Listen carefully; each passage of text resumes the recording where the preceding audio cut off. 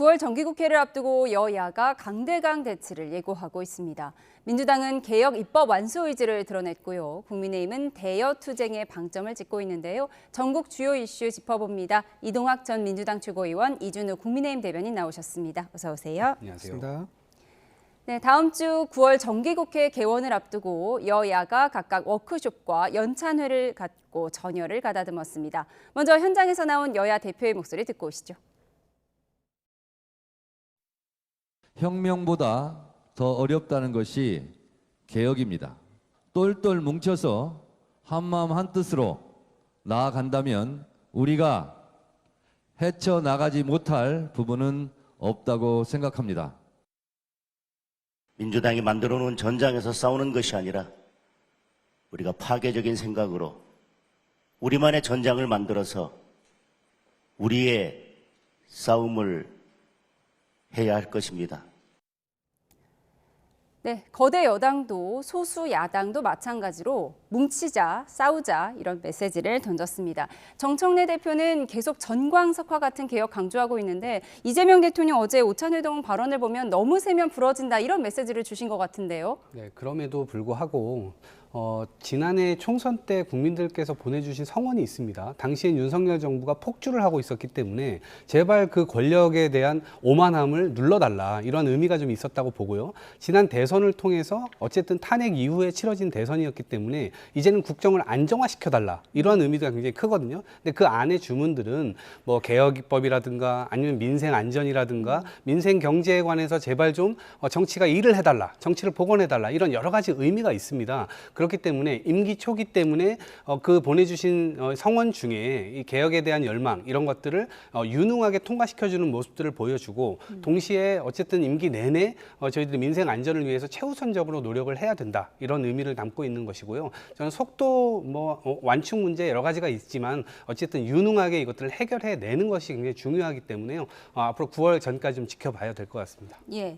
국민의힘 역시 투쟁에 방점을 찍고 있습니다. 국회 보이콧 얘기도 나왔지만 개원식에는 참여한다는 입장인 것 같은데요. 네, 개원식에는 참여해야죠. 지금 양당 지도부가 새로 선출됐습니다. 양당 지도부가 새로 구성됐기 때문에 원내에서 적어도 협의할 건 협의하고 싸울 건 싸우는 그런 모습을 보일 필요는 있죠. 그래서 정기국회 열리는 개원식에는 참여를 합니다. 하지만 그럼에도 불구하고 여당이 여전히 폭주를 하고 일방적으로 밀어붙인다 그러면 우리 야당 입장에서는요, 원내에서만 싸우지 않고 거리에서도 싸울 수 있다라는 것을 이미 전당대회에서 예고를 했기 때문에 이번에 과연 지금 민주당에서 강 드라이브를 걸고 있는 추석 전 여러 가지 입법 있지 않습니까? 그 입법 속도를 어떻게 할 것인지 보고 거기에 맞춰서 대응을 할 것이다 말씀드립니다. 예, 장동혁 대표 어제 메시지를 좀 두 가지로 보면 잘 싸우는 사람에게 나중에 공천을 주는 시스템을 만들겠다 이런 투쟁에 강조한 거고요. 네. 두 번째는 우리 단일 대우로 뭉쳐야 한다는 거거든요. 그렇다면 찬탄파, 친한동훈계를 어떻게 끌어안을 수 있는지 이 부분도 관심인데요. 어떻게 예상하세요? 지금은 투쟁하는 게 혁신이다라고 생각합니다. 지금 전당대회에서 장동혁 후보가 당대표로 선택받은 이유는요. 김문수 후보는 한동훈 후보를 끌어안겠다. 그리고 찬탄도 끌어안겠다라고 했기 때문에 선명성의 문제에서 장동혁 후보한테 일단 심판을 받았다고 생각이 듭니다. 당원들에게 우리는 선명한 지도부를 원해라고 해서 장동혁 당대표가 선출됐기 때문에 장동혁 후보는 당원들의 뜻을 받아서 선명하게 싸울 의무가 있는 거죠. 그리고 단일 대우를 이뤄가지고 잘 싸우는 사람들이 앞장서 나와준다 그러면 그 사람들에게 보상을 당연히 해줘야 되지 않겠습니까? 잘 반성하는 사람한테 공천 줄 수 없는 거죠. 잘 싸우는 사람들한테는 단일 대우를 이루는 그 공로를 인정해서 공천을 주면서 선명한 야당으로서 역할을 최선을 다하겠다. 그렇게 말씀드립니다. 반성보다는 잘 싸우는 사람이 지금으로선 더 필요하다 이런 입장이신가요? 민주당의 페이스에 말리드는 민주당은 뭡니까 지금 내란 얘기하는데 그 목적이 뭐죠? 코끼리는 생각하지 마 하면서 자꾸 코끼리를 생각나게 만들지 않습니까? 그런 민주당의 공작이라든가 프레임에 말려들지 않겠다 그런 말씀드립니다. 이제는 좀 과거보다는 앞을 보자 네. 뭐 이런 입장으로 정리를 하겠습니다. 민주당 이야기로 다시 돌아가 보면요. 정청래 대표가 어제 이재명 대통령이 분명히 너무 세면 강자가 너무 세면 여론이 나빠질 수 있다 이런 우려를 전달하셨는데 그날 정청래 대표가 SNS에 이런 글을 올렸어요. 개혁은 자전거 페달과 같아서 밟지 않으면 자전거가 쓰러질 수 있다 이런 의미거든요. 어떻게 보세요? 그러니까 강원 양면 다 필요하다고 생각합니다. 그러니까 다리 차면 기울기도 하고요. 또 과유불급이라는 얘기도 있잖아요. 그러니까 서로가 다른 의미로 또 쓰이기도 하지만 어쩌면 또 같은 의미로 쓰이기도 합니다. 그러니까 개혁이라고 하는 것이 국민들의 열망에 의해서 지금 진행되지만 결과적으로 그것이 국민들에게 더 좋은 서비스를 만드는 결과로 보답을 해야 되는 거 아니겠습니까? 그러면 이 과정에서 유능함이라고 하는 것을 당연히 보여줘야 될 것이고요. 정책이라고 하는 것은 이 진행되는 과정에서 저희가 선후 문제가 있고 그다음에 무게의 문제가 있고 그다음에 이것을 완급이라고 해서 속도 문제가 있습니다. 이런 것들을 잘 조율하고 그런 것들로 인해서 결국 국민들이 그 수혜를 볼 때 이거는 정말 잘했다라고 생각하게 나중에 뒤처리까지 책임까지 정확하게 질 수 있는 그런 안들을 통과시키는 게 중요하기 때문에요. 대통령 입장에서는 반통령이 아니라 대통령으로 가겠다라고 했기 때문에 더 많은 국민들을 향한 일을 이렇게 시야가 넓을 수밖에 없는 것이고 반면에 정청래 대표의 경우는 지금 개혁의 에너지가 어디서 옵니까? 온 국민에게서도 오는 측면이 있지만 적어도 개혁 법안이나 이런 것들은 지지층에게서 오기도 하고요. 이제 그런 측면들을 누르기보다는 오히려 더 분출시켜서 이 과정을 현명하게 토론해 나간다면 저도 더 좋은 안으로 결론이 날 수 있지 않을까 이런 생각이 같습니다. 그런데 네, 저는 이제 강자가 세면 이제 강자가 너무 세면 여론 나빠진다. 이 말이 좀 방점이 있는데 지금 정청래 당 대표보다 이재명 대통령이 여론조사에 굉장히 민감하게 반응한 것 같아요. 지금 지지율의 숫자는 얘기하지 않겠습니다. 지지율이 지금 상당히 떨어지고 있는 게 심각합니다. 빨간불이 켜져 있는데 당도 지지율이 같이 떨어지고 있어요. 근데 지지율이 떨어지게 되면 데미지 있는 쪽은 정부가 훨씬 더 큽니다.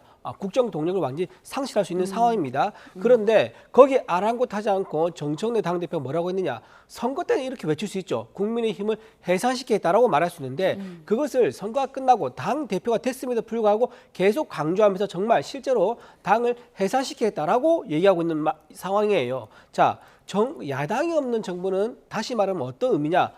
독재 정부를 의미가 되는 거고요. 그 독재 정부를 운영한 사람은 누가 되죠? 이재명 대통령인데 그럼 이재명 대통령이 독재자가 된다는 얘기예요. 그러니까 이건 이재명 대통령 뜻이 아닐 거란 말이에요. 근데 이재명 뜻과 다르게 정청래 당 대표가 이렇게 강공으로 가니까 당연히 이재명 대통령 입장에서는 정청래 대표에게 여론 나빠지니까 속도를 조절해라라고 강조를 하고 있는 거죠. 근데 지금 오늘 말씀하신 거 보면 정청래 당 대표가 자전거를 얘기하셨는데 자전거도 제일 중요한 건 속도입니다.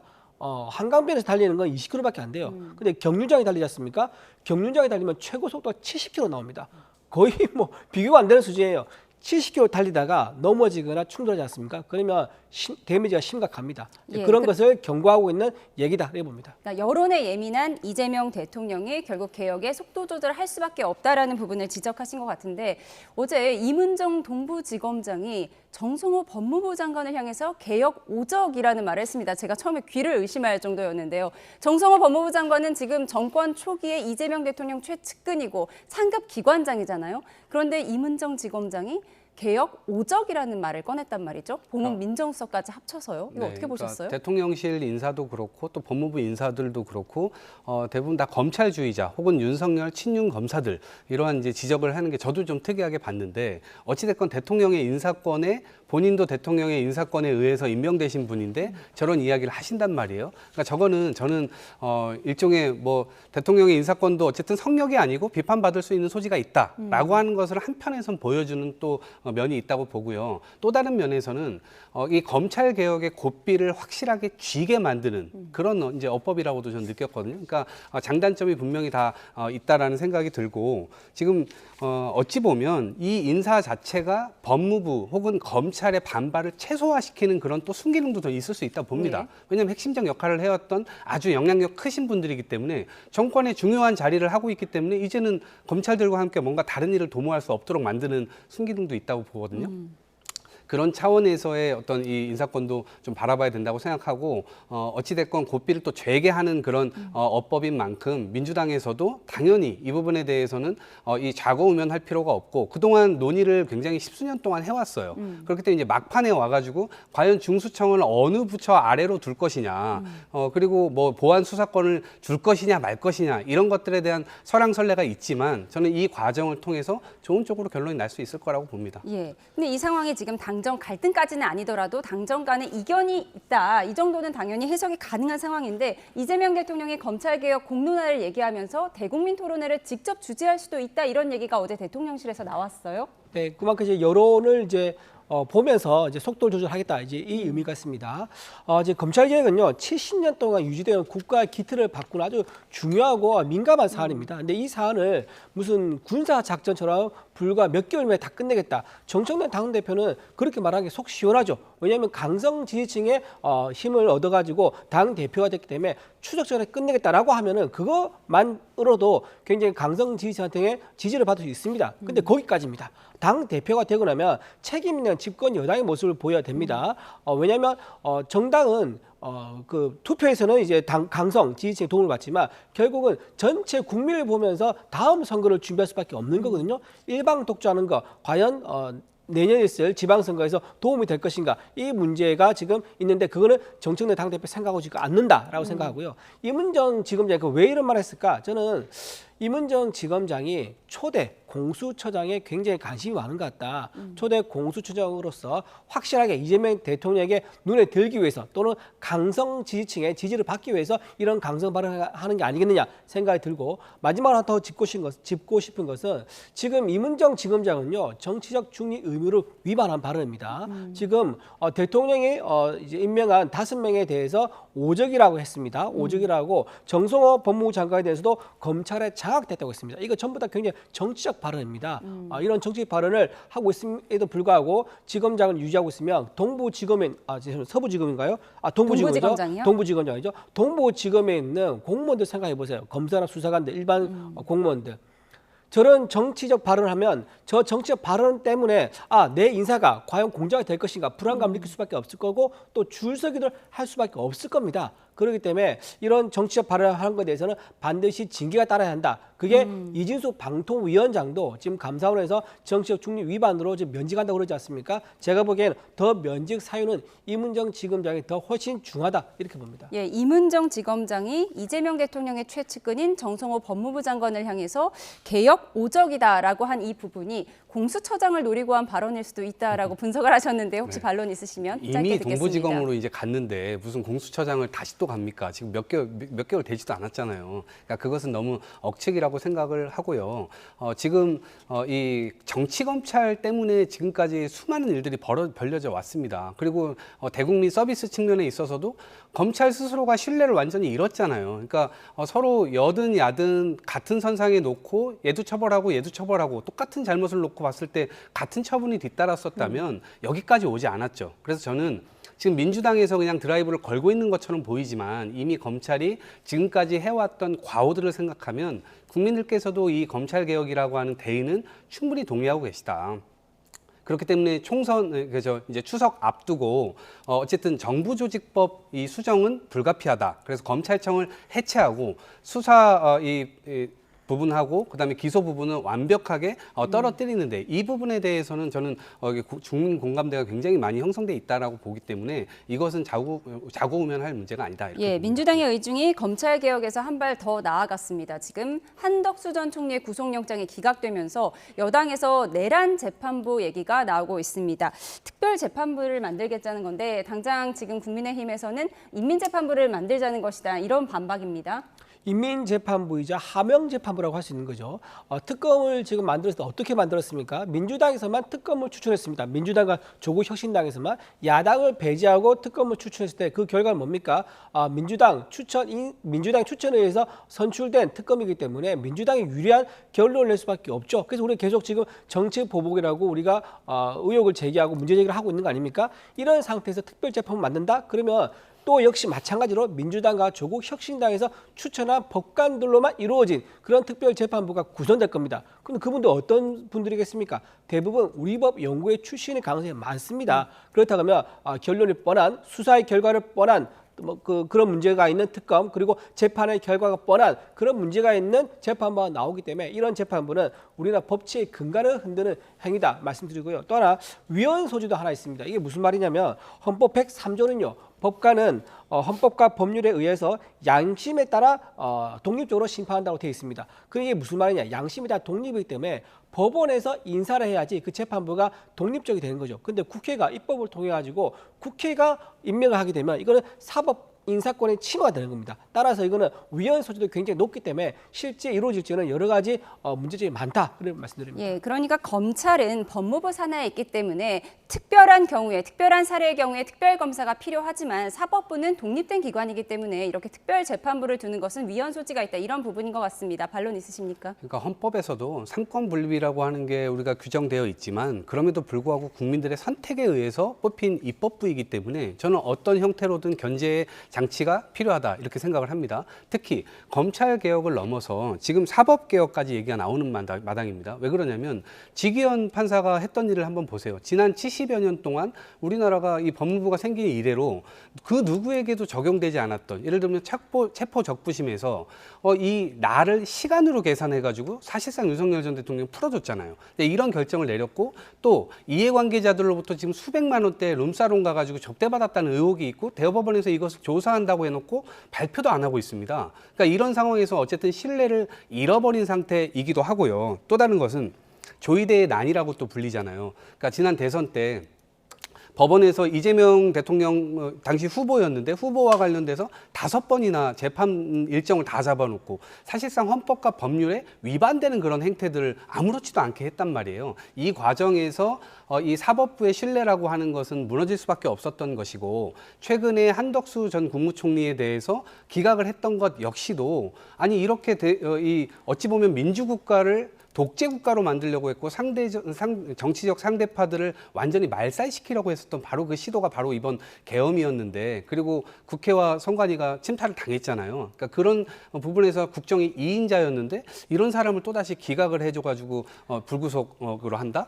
이런 자체가 국민들이 보시기에는 대단히 이해하기 어려울 겁니다. 그런데 개별 판결에 대한 왈가왈부와 특별재판부를 만드는 문제는 완전히 다른 그래서 문제 그 말씀 같아요. 드리려고 예. 하는데 그런 측면에서 사법부 신뢰가 망가졌기 때문에 내란 재판부를 따로 만들자라고 하는 것은 사법부에 대해서 다시 한번 경고의 어떤 의미를 담고 있기도 하고요. 저는 처음부터 이 특검법을 통과시킬 때 아예 이 특검을 만들면서 특별재판부터 그때 같이 그냥 만들었었더라면 지금과 같은 그런 이 논리적인 어떤 허점이라든가 아니면은 이 반론의 어떤 제기 이런 것들을 애초에 좀 막을 수 있었지 않았을까 싶은데 이제 와가지고 특별재판부를 만든다고 하면 저는 마찬가지로 그런 측면에서의 국민적인 또 다른 어떤 논쟁거리가 좀 생기고 또 이 법을 통과시키는 과정 판사를 선임하는 과정 이런 것들이 두고두고 또 문제가 될 것 같아서 예. 지금 시점에서는 좀 적절치 않은 측면이 있다 이렇게 좀 그럼 생각합니다. 특별재판부가 지금 당론은 아니다라는 말씀이신 당론도 거죠? 아니고요. 그렇게 그냥 좀 개별 부적절하다 생각합니다. 의원들의 네. 의견이다 이렇게 정리하셨어요? 근데 처음부터 이제 특검 만들 때 특별재판부도 같이 했으면 좋았겠다는 말씀하셨는데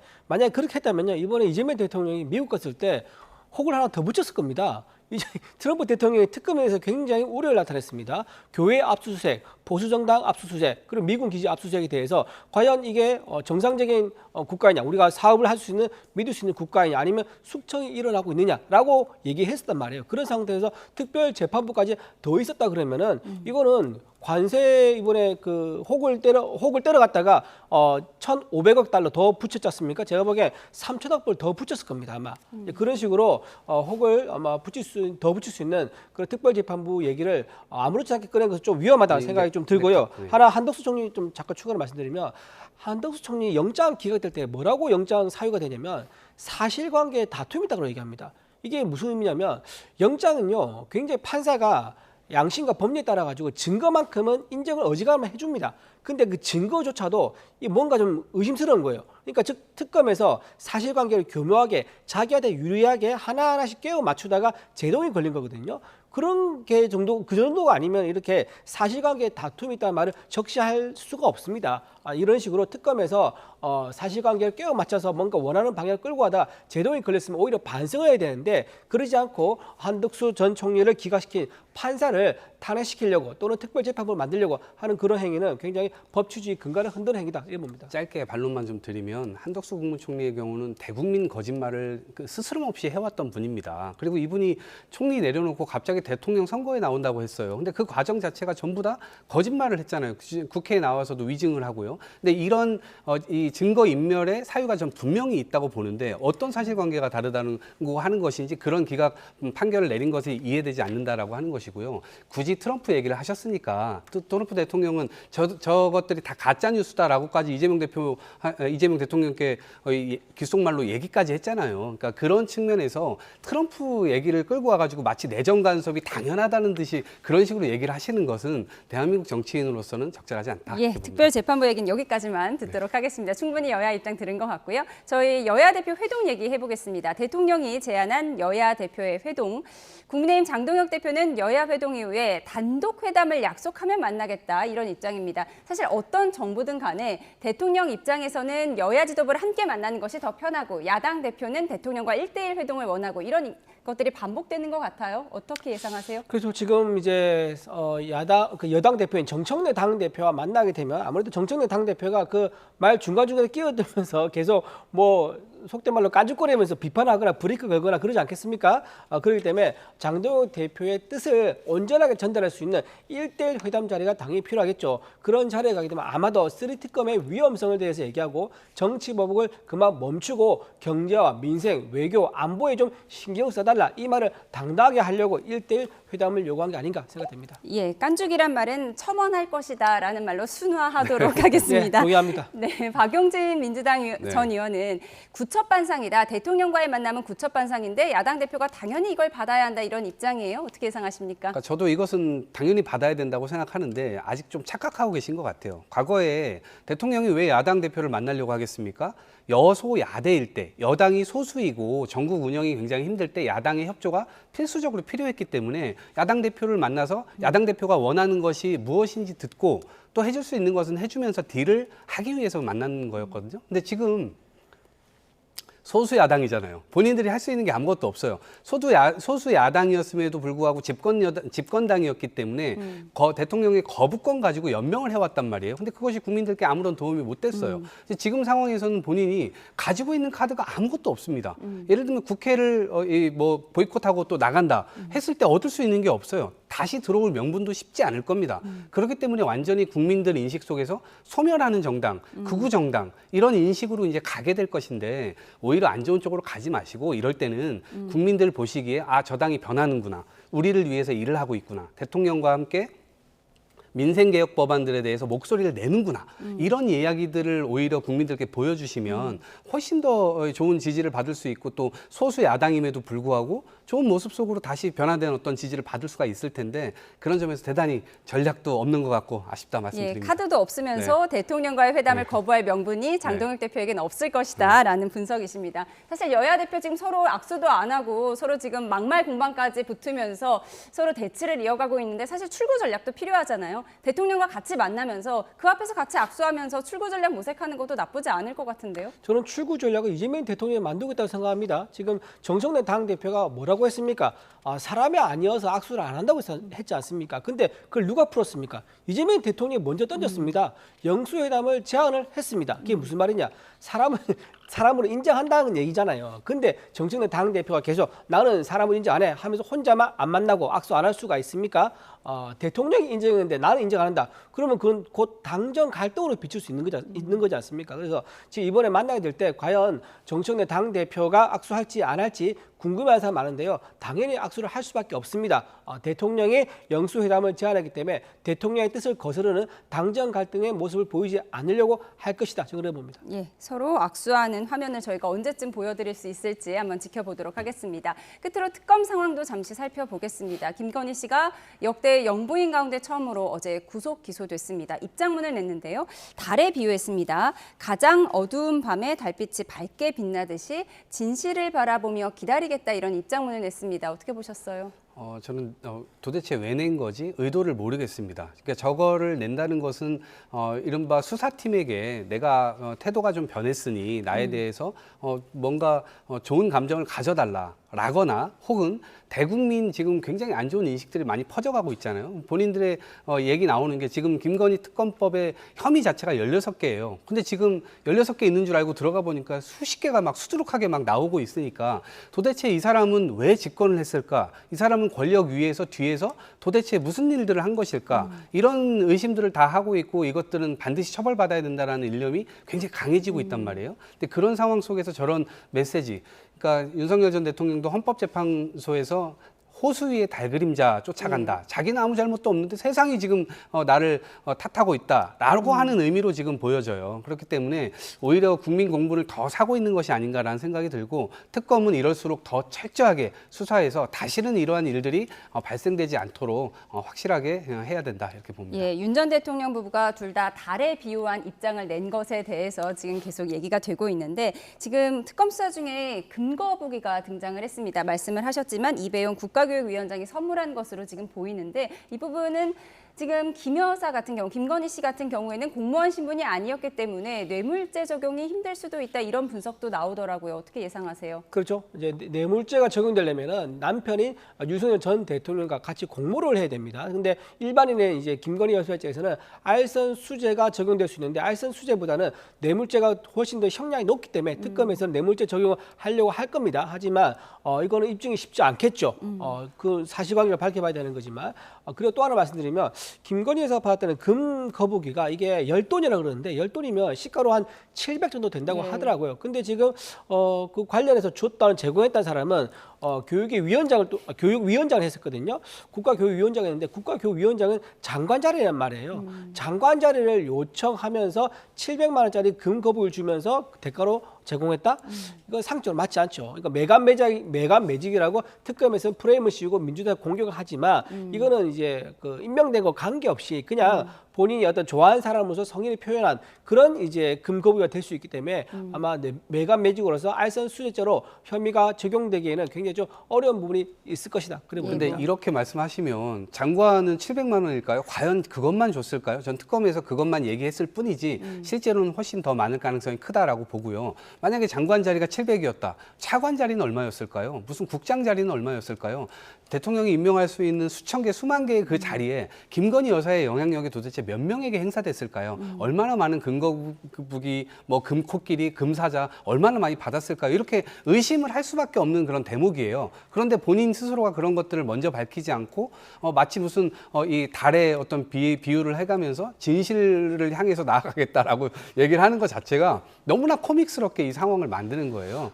그래서 저는 태도를 좀 다시 고쳐먹으실 필요가 있다라고 생각을 하고요. 이 측면에서 더 이상 선진국에 올라와 있는 그런 반열에서 마치 아프리카 무가베 대통령의 그레이스 여사 같은 그러한 아주 사치 좋아하고 명품 좋아했던 그런 부정부패한 그런 아프리카 국가랑 똑같은 모습을 보였다는 것에 대해서 국민들이 자존심 상해할 거예요. 예, 이제는 그렇죠. 그래서 제가 좀 추가로 좋아했었다. 말씀드리면 네. 국민들 이재명 대통령 부부에 대해서도 자존심 상해하고 있지 않습니까? 경기도지사 시절에 법인카드로 뭐를 샀습니까? 일제히 샴푸 사고 과일 사고 초밥 먹으면서 그게 1억이 넘습니다.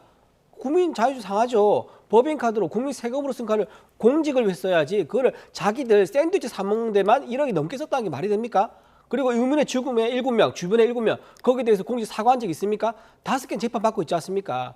사과하실 분이 정작 누구인지 한번 생각하시고 말씀하면 좋겠습니다. 예, 김건희 씨 구속 기소 얘기하다가 좀 얘기가 좀 끝까지 나아갔습니다. 네, 끝으로 권성동 의원에 대한 이야기 해보도록 하겠습니다. 권성동 의원에 대한 체포동의 요구서를 법원이 보냈는데요. 권성동 의원은 불체포 특권 포기하겠다고 밝혔는데 그래도 이 동의 절차를 밟는 거죠? 예, 절차가 진행됩니다. 왜냐하면 현직 국회의원 신분이기 때문에 국회로 당연히 그 구속영장, 그 체포 심의가 넘어오게 될 것이고요. 이것은 재적 의원의 과반수 이상이 출석을 해갖고 그 중에 과반이 찬성을 하게 되면 바로 되거든요. 그러니까 불체포 특권을 포기하겠다라고 하는 것은 애초에 성립될 수가 없어요. 왜냐하면 이 민주당 의원들이 대부분 다 통과를 시킬 것이기 때문에 이제 그렇고요. 저것은 불체포 특권 자체를 이재명 당시 저희 민주당 대표 이 불체포 특권 쓰면 안 된다라고 하기 위해서 저렇게 했는데 이제 와서 시간이 지나니까 하루 앞도 바라보지 못하고 저렇게 스스로의 발에 걸려 넘어지는 경우가 있는데 앞으로도 국민의힘의 현직 의원들이 몇몇 분들이 더 수사 받으실 일들이 있을 겁니다. 그리고 그 중에서는 구속도 저는 나올 수 있다라고 보는데 어찌됐건 본인들께서 약속을 하셨으니까 대국민 약속을 하신 만큼 권성동 의원처럼 저렇게 다 지키시는 모습 저게 보여주시면 좋겠다 말씀드립니다. 예, 그러니까 보통 법무부 장관이 나와서 체포를 해야 할 필요성을 설명하고 그리고 권성동 의원이 나와서 나는 불구속서를 받아야 한다는 필요성을 이제 역으로 설명하는 이런 절차가 있는 건데 권성동 의원은 그 절차를 포기하겠다는 거잖아요. 그렇죠. 그러고 그냥 이제 표결 절차가 진행이 되는데 아마도 뭐 민주당이나 조국혁신당 의원들 같은 경우에는 찬성을 할 것으로 예상이 되고 그럼 국민의힘 의원들 중에서 얼마나 이탈할 것이냐 이 부분이거든요. 어떻게 예상하세요? 저는 이재명 대통령이 과거 당대표 시절에 본인 체포 동의안에 대해서 불체포 특권에 얼마나 매달렸습니까? 의원들 한 명 한 명 찾아가지고 내 체포 동의안에 부결시켜줘라고 했던 그 이재명 대통령에 비하면 훨씬 더 당당하다고 생각합니다. 그렇게 설득했음에도 불구하고 결국은 체포 동의안이 가결됐지 않습니까? 이재명 대통령보다 저는 낫고 양심 있고 당당하다 그렇게 생각합니다. 예, 권성동 의원에 대한 체포동의 절차 어떻게 진행될지 지켜보도록 하겠습니다. 지금까지 이동학 전 민주당 최고위원, 이준우 국민의힘 대변인과 이야기 나눴습니다. 고맙습니다.